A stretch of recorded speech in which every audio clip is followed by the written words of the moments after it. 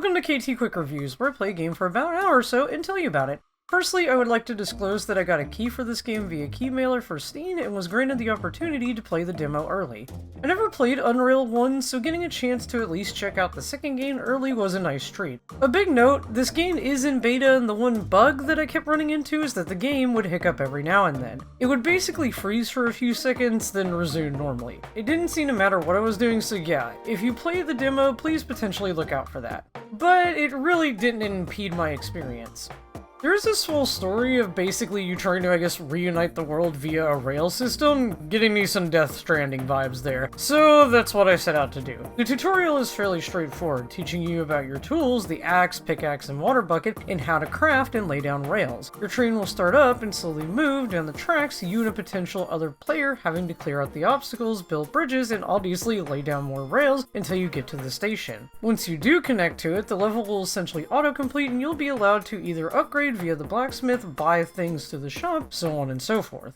Then you end up picking your next location. So yeah, the game is basically a roguelike, but with trains, and you know what? I kinda love it. The game is obviously made with the idea of being played with others, but I ended up just playing on my own and with a little robot helper. Unrailed does give you the option to micromanage their tasks, but it was easier to just switch them back and forth between rail placement and using the water bucket to cool down the engine. It also took me forever to realize the little blue bar next to the engine was the water meter. To be fair, the blue they used is very similar value to the gray. I really kinda suggest fixing that. So if my guy was focused on those two tasks, I would generally work on gathering resources, getting rid of animals, and grabbing the scattered bolts, this gains currency, that would be around the map. The only issue with letting my guy build rails is that they generally choose to take the path of least resistance, the straightest one, and would try to cut through large bodies of water. Or if I tried to help them lay down rails, they would overcorrect in a way that really messed things up,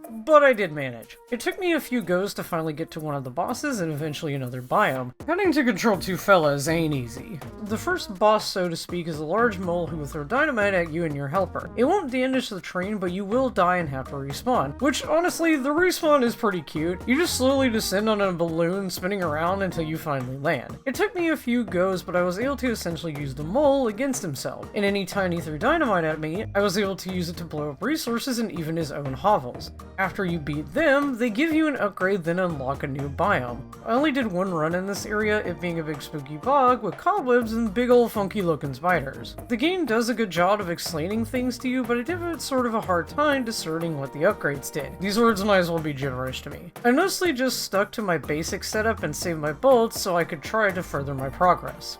But the game is insanely fun. I would love to get a group of friends together and play through a few sessions. And hopefully it's less stressful than Overcooked. That game gives me nightmares. Thank you all so much for watching, and if you like this kind of content or even longer form videos, please be sure to subscribe. And if you want to help me out in other ways, I also have a Patreon. I'll see you all in the next video.